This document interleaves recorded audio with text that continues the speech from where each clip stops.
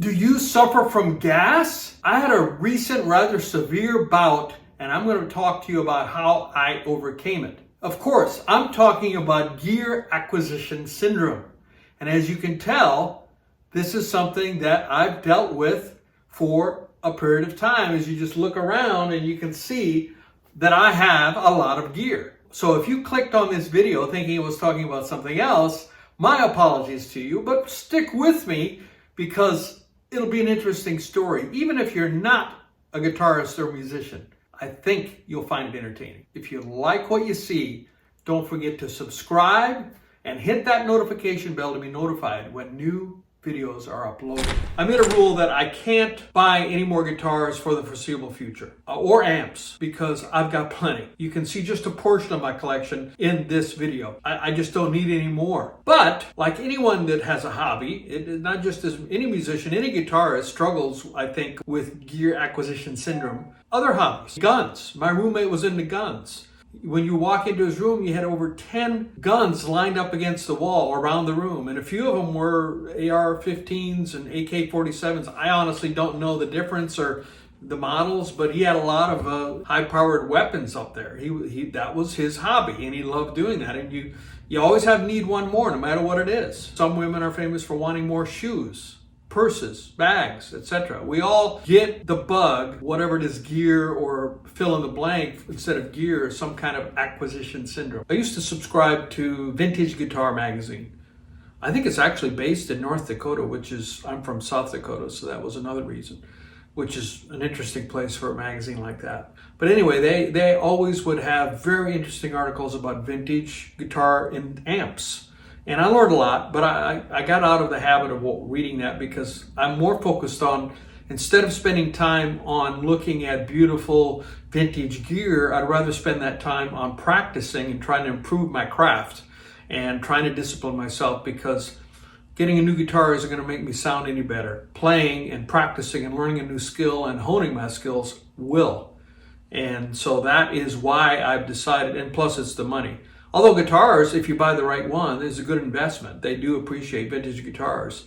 In the inside back cover of the Vintage Guitar magazine, they used to have a page, and they probably still do. Readers could send in photos of their gear collection. I remember a photo of a guy who had probably 15 or 20 guitars, all Fenders, that were in the Antigua green, beautiful color. And the collection was amazing. And it wasn't just guitars. It wasn't just Tellys and Strats. He had basses, even had a Fender violin. I didn't even know Fender made violins. And he had all these instruments were on and this Antigua shade. And they made the Antigua back in the 70s. And a lot of people don't like it. They think it's ugly. Since then, they've only launched it in guitars that were not made in the US. Made in Japan, did it for a while. And I got jealous, to be honest, of this guy's beautiful collection because I love green. I have a lot of green guitars and I love it. It's kind of a greenish shade.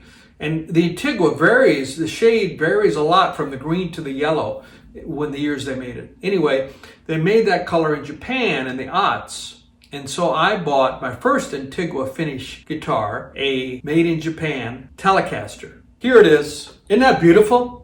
I just love that finish, and I lusted after a whole collection of these Antigua guitars, Antigua color. And one of the most iconic ones, in my opinion, is a model of guitars, the Coronado from Fender. And it is an archtop hollow body with F-holes in it. And they did this to try to keep up with Gibson. Fender, for the most part, doesn't have hollow body guitars, except for acoustic guitars. They have acoustic guitars. I have a Fender 12-string. I mean, that's a 12-string flat top typical guitar. Not expensive, plywood. I think it's plywood, not even a solid top. But so Fender does make acoustics, but for their electrics, they're pretty much all like a Strat or this is a Tele. Whereas the archtop, here's an archtop. This is an old Gibson from the 50s. And you can see the top is not flat. Well, I don't know if you can see it, but it's got an arch to it. And it kind of looks like an oversized violin. And it has the F-holes. These are called F-holes. Gibson has a whole line of these. The ES335, the ES175. This is an ES125. And the prices, interestingly enough, came from the fact that they named the guitar based on the price, what they sold it for. They didn't think about that there'd be inflation. So this guitar sold for $125. The models that have higher numbers were sold for more money. So an ES335 sold for $335, and there's an ES335, an ES345, and an ES355. And the body shape is pretty similar, except that their electronics is different. And there is also some decor or some cosmetic differences. This is my walnut finish 1981 model, vintage. That's considered vintage. Anything over, I think, 20 years old is considered vintage. So 1981 is definitely vintage. ES335. B.B. King played a similar model of this, but his had I think it was either the 345 or 355, but he had the F-holes.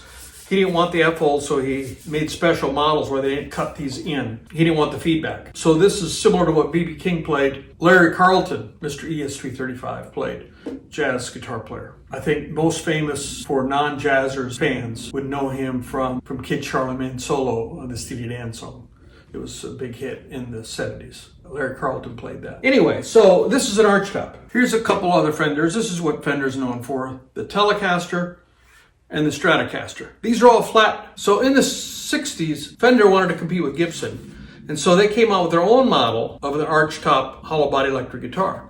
And they called it the Coronado. But it still was very Fenderish. It has the same kind of pickups that went on a Gretsch. De-Armand pickups on it. So it was very non-Fenderish because no other Fender has the De-Armand pickups on them. They came out in this Antigua green that I was telling you about. This color here. This is one example of Antigua green. Some of them are more yellow, some of them are more green. Ever since I saw the article in Vintage Guitar talking about the whole collection of Antigua Fender guitars, I wanted a Coronado because they made a bunch of them back in the 60s. So not only is an archtop, which I love with the F-holes, I just love that style of a guitar. It's very old school, very bluesy focused, and Fender came out with a Coronado. So I would have killed with two birds with one stone. Because I like guitars that aren't common. For whatever reason, I'm attracted to guitars that are kind of off the beaten path. Even my Strat is not a typical Strat. I showed you my Strat before. It's got lace sensor pickups on it, which a lot of Strat purists would never play. This Tele has a Bigsby on it. And a lot of Tele purists don't want any tremolo on their guitar. So I tend to go for guitars that are kind of off the beaten path. So the Coronado seemed right up my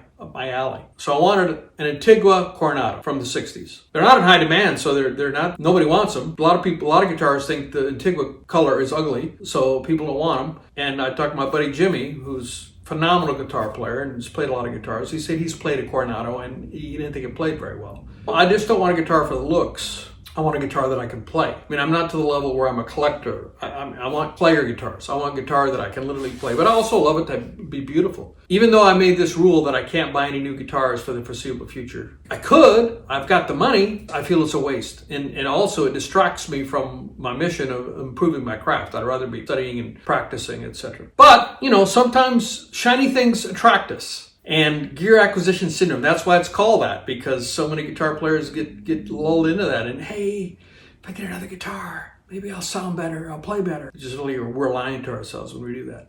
In spite of my making this mission, I've been really good about sticking to the things I've promised myself. I was on TikTok. I spend a bit of time on TikTok because that's where all the musicians are blowing up, so you gotta know it. And I saw a guitarist playing a Coronado. And I'm like, are you kidding me? I never, actually playing it in a song. Using it, not just a museum piece that looks pretty. Got me thinking, maybe they're making a comeback. Maybe they're the thing. Maybe I should get one. A few days later, I get on Reverb and I search for Coronados. Of course, Antigua color. But there was this one, they're usually right around $2,800 to $3,000, which is pretty inexpensive for a 60s. You wanted to get a 60s Gibson from that era? I mean, I don't know. I don't think you could get it for under 10 grand. So they're not desired highly. And there was an absolutely beautiful one, red Sunburst. And I like Sunburst guitars. I mean, this guitar right here is my first real guitar. This is a Sunburst guitar. I love this guitar. I'll never part with this guitar. This is my first love, this Gibson Les Paul. Sunburst, beautiful, just gorgeous, with the patina that had, over time, I mean, this guitar is, 55 years old, because it was from the late 60s, and it was only $2,000, and a Guitar Center had it. They still have it for sale. You can look it up and get it. Probably. Guitar Center also sells used guitars. You can reach out to them, and they'll respond to you. $1,000 off from what is normal. I thought, what's wrong with this guitar? It looked gorgeous. I looked at all the photos. It looked all original. It had the de-arming pickups. I'm like, man, what a great addition. If nothing else, it would make great videos because it was just a striking sunburst. You can message on the app. And I said, tell me about this guitar. Is it all original as far as you know? I mean, no seller will guarantee it all original. Most guitar sellers are honest and will say, yeah, we believe it's original or we know that this has been changed. And is it playable? And I got the response. The guy said, yeah, it's all original as far as we know. But this is not a player guitar. This is a collector guitar. It doesn't play well. Which is, I appreciate the honesty. Rare in 2023 that someone is honest. So I super appreciate the honesty, and I'm like, man, and I talked to my roommate and I said, Glazier Instruments here in Nashville they can do wonders with the guitars. They're a luthier. They work on repair and setups. And I thought, maybe if I got it and I took it to them, they could make it playable. I'm still going down this rabbit hole. Finally, I woke up yesterday and I'm like, Tim, you don't need that guitar. You do not need that guitar.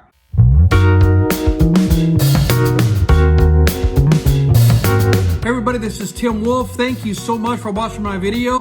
Please go to the link down below in the description. There's a bit.ly link. Listen to my music at Spotify. I appreciate it very much. It means a lot to an artist if you follow them. If you would be kind enough to like the video if you enjoyed it and share it with your friends. Finally, be sure to subscribe. And also there are other videos on this screen that you can watch. And I'll see you next time. Thank you so much.